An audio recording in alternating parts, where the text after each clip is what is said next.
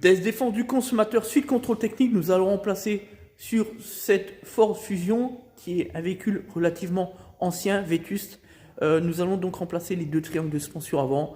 Effectivement, le contrôleur, pour une fois, a bien fait son travail. C'est-à-dire qu'il a mis en avant les soufflets craquelés à cause de l'antériorité du véhicule, bien sûr, etc.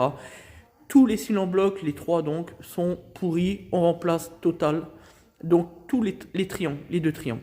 On va pas s'amuser à remplacer juste ces cylindres en bloc pour faire plaisir à nos détracteurs, franchement. Nous, on est une entreprise sérieuse, on fait du travail sérieux. Le client nous a donné son accord express. Fin du débat. On peut d'ailleurs vous montrer, regardez l'état du cylindre en bloc, ouvert, craquelé, etc. Ici, c'est gonflé, c'est pourri. Derrière, c'est pareil, c'est craquelé. Et puis voilà, on a de la tôle qui prend, qui est boursouflée, qui prend la corrosion, etc. On discute pas, c'est un élément de sécurité, on remplace. Voilà pour les pièces neuves, c'est autre chose, on est d'accord. Tout complet avec les rotules, etc. Voilà ce que c'est que d'être un membre du réseau Plus que Pro, faire un travail sérieux.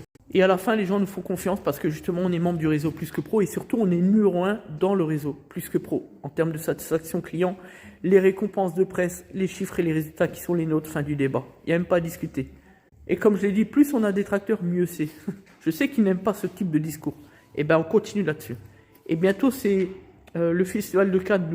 N'oubliez pas les détracteurs. Je pose la question, est-ce qu'il y a un centre de contrôle technique qui a été invité à participer aux Awards Automoto en 2022 comme nous? Non. Et à entrer au sein du magazine Forbes pour le secteur automobile comme nous en 2023? Non. Et enfin, à participer au Festival de Cannes pour représenter le secteur automobile comme nous au mois de mai, là, dans 2 mois? Non. Fin du débat. Et donc, on veut s'adresser à notre cher ami Ludovic Costa.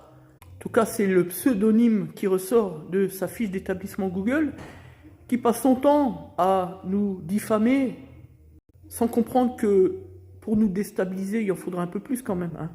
Que son action est vaine et que quand on agit comme ça, c'est démontrer déjà qu'on a tort, qu'on se sent visé, alors qu'on n'a jamais cité son entreprise, on ne sait même pas quelle est la sienne d'ailleurs. Mais surtout, qu'on agit comme un loser et certainement pas en véritable chef d'entreprise.